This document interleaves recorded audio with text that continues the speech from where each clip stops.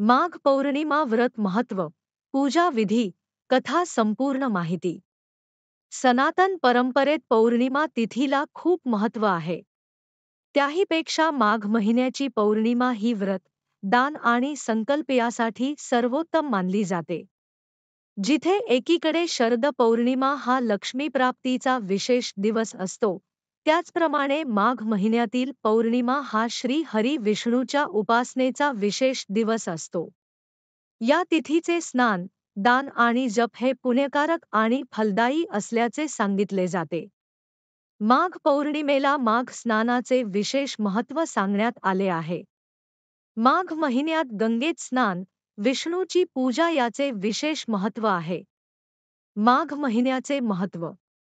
माघ महिन्यात चालणारे हे स्नान पौष महिन्याच्या पौर्णिमेपासून सुरू होऊन माघ पौर्णिमेपर्यंत संपते.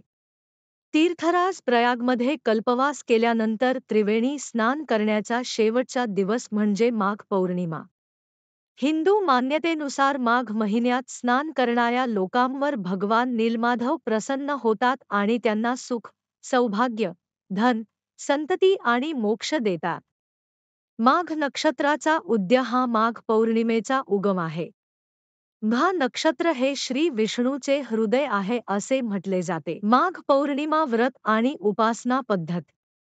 माघ पौर्णिमेला स्नान, दान, हवन, व्रत आणि जप केले जातात. या दिवशी भगवान विष्णूची पूजा, पितरांचे श्राद्ध आणि गरिबांना दान द्यावे.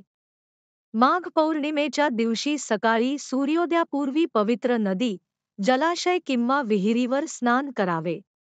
स्नानानंतर सूर्य मंत्राचा उच्चार करताना सूर्यदेवाला अर्घ्य अर्पण करावे. स्नान केल्यानंतर व्रताच्या संकल्पाने भगवान मधुसूदन अर्थात श्रीकृष्णाची पूजा करावी. दुपारी गरीब लोकांना आणि ब्राह्मणांना अन्नदान करून दानदक्षिणा द्यावी. तीळ आणि काळे तीळ दान करण्याचे विशेष महत्त्व सांगितले गेले आहे. माघ महिन्यात काळ्या तिळाने हवन करावे आणि पितरांची पूजा काळ्या तिळाने करावी. व्रत कथा. एका पौराणिक कथेनुसार कांतिका नगरात धनेश्वर नावाचा ब्राह्मण राहत होता. दररोज मिळत असलेल्या भिक्षा आणि दान यावर त्याची जीविका सुरू होती. त्याला संतान नव्हती. एकदा त्याची पत्नी भिक्षा मागण्यासाठी नगरात गेली असताना तिला सर्वांनी बाज म्हणून भिक्षा देण्यास नकार दिला. तेव्हा तिला एकाने 16 दिवस काली देवीची पूजा करण्यास सांगितले. सांगितल्याप्रमाणे पती-पत्नीने तसेच केले.